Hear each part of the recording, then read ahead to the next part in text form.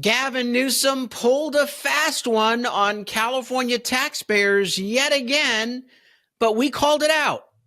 But you are now left holding the bag for billions, tens of billions of dollars in losses. Coming up, I'll tell you what trick Governor Gavin Newsom used to prop up the failing boondoggle, the high-speed rail project.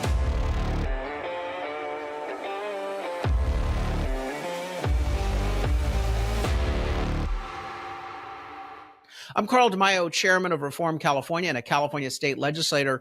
When we just went through the budget this past month, there was a lot of bad things in Newsom's budget: accounting gimmicks, wasteful spending, corruption, payoffs to special interests. Actually, that's a lot of descriptions of the high-speed rail project in Central Valley. There's so much to dislike about this fraudulent project, but Gavin Newsom's budget has now cemented this project for the next 10 years, maybe 15 years or longer, with an accounting gimmick, an accounting trick that binds the hands of future state legislatures, as well as future governors, to continue to pour billions of dollars into this project. It came in the form of $1 billion ongoing budget commitment that Newsom has basically put into place in this state budget. What Newsom's team has done with this budget is it, in essence, creates $1 billion ongoing annual appropriation, a continuing revenue stream. And Newsom wants to use that ongoing revenue stream to take out the credit card this year and quickly issue a bunch of bonds based on those revenues. This is very sinister. Frankly, I don't think the market's going to go for it, because they're going to sit back and say, well, wait a minute. Even though the governor says that we're going to do $1 billion a year, that pretty much ties the hands of future legislators. What if they just decide to not appropriate it? Well, if they decide to not appropriate it, they default on the bonds. So the market will probably charge a premium interest rate in a high interest rate environment for what Newsom seemingly looks at $15 to $20 billion worth of bonds that he wants to issue this year. And that $1 billion a year is the annual debt service on those bonds. You borrow $15 billion this year, you have to repay $40 billion over the next 30 years. Very expensive borrowing, but hey, his special interest backers that give him campaign contributions, they're going to be very happy with him now, and he's running for president. He needs their continued financial donations for his campaign. That's what just went down in the California state budget. Gavin Newsom, with this $1 billion appropriation each and every year for high-speed rail, has now put in place this dubious, reckless, very expensive bonding program for high-speed rail going forward. And the media has not covered it.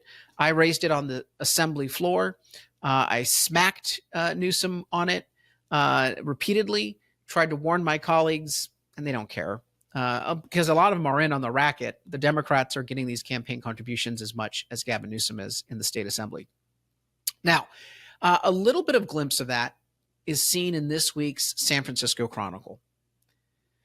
And they cover the story without actually understanding the true implications of it to taxpayers. Here's the headline: could this plan actually save California's high-speed rail project? What is the plan? It starts out in this story stating the obvious. The high-speed rail project is out of money. The feds have cut off the money because of fraud. The project is not viable. It's not like it's ever going to get built. It was sold to taxpayers as an $8 billion train that would go from Southern California all the way up to Northern California. Now it's a $136 billion train that goes from Merced to Bakersfield. It's very small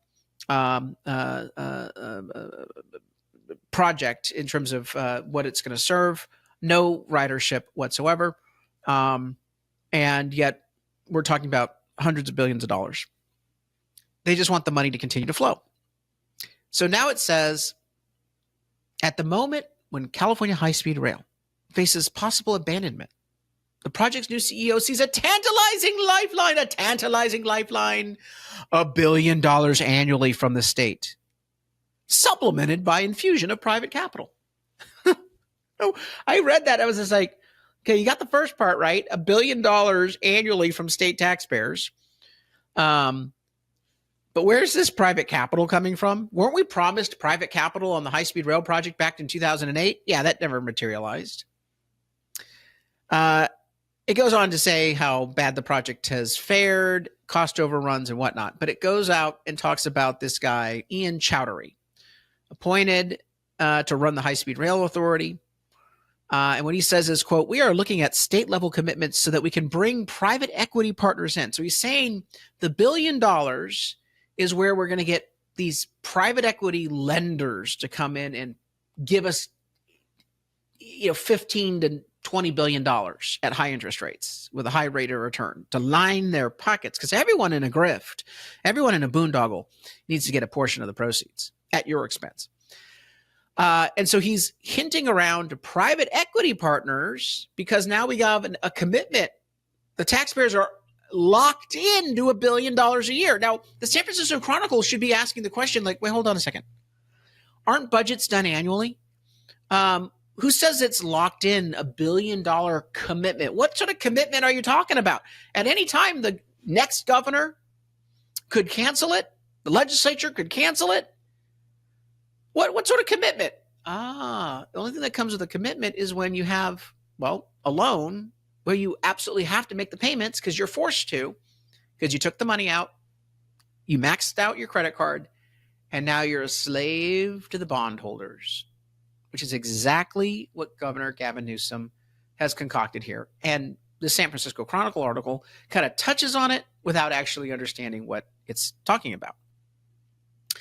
Anyway, they go on to say that if they get these private equity partners to give them this capital, that they will then give not only high interest rate of return, but they will get special rights. For example, quote, companies could develop real estate around stations or operate tunnels and charge for every train that rolls through.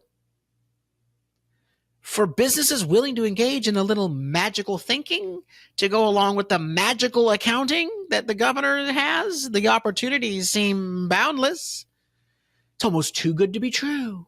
Like the original concept, a train that everyone would use from Southern California to Northern California, built by 2018, no investment from taxpayers other than $8 billion. The market will provide the rest. Remember all the claims they made to us, the voters, in 2008 when they got the boondoggle originally approved? They broke every one of those claims. They promised not a single penny more than the $8 billion would be necessary. They lied, and now we're all on the hook for continued losses. And that's the way we should describe these. Losses.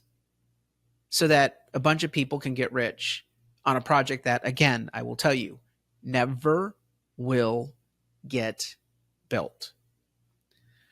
At Reform California, we're watchdogging this. I'm obviously a state legislator, and I'm raising these issues on the assembly floor.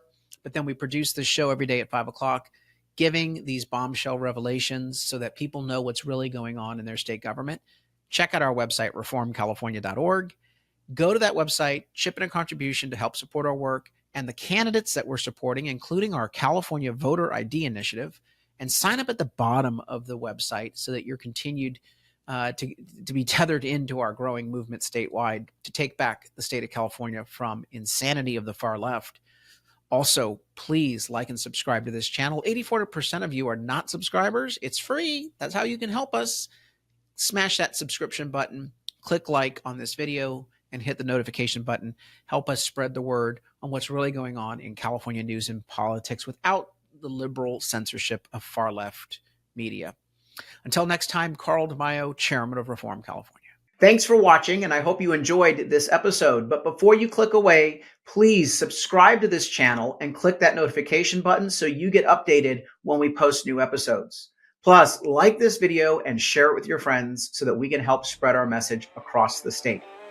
Reform California with Carl DeMaio is paid for by Carl DeMaio for State Assembly.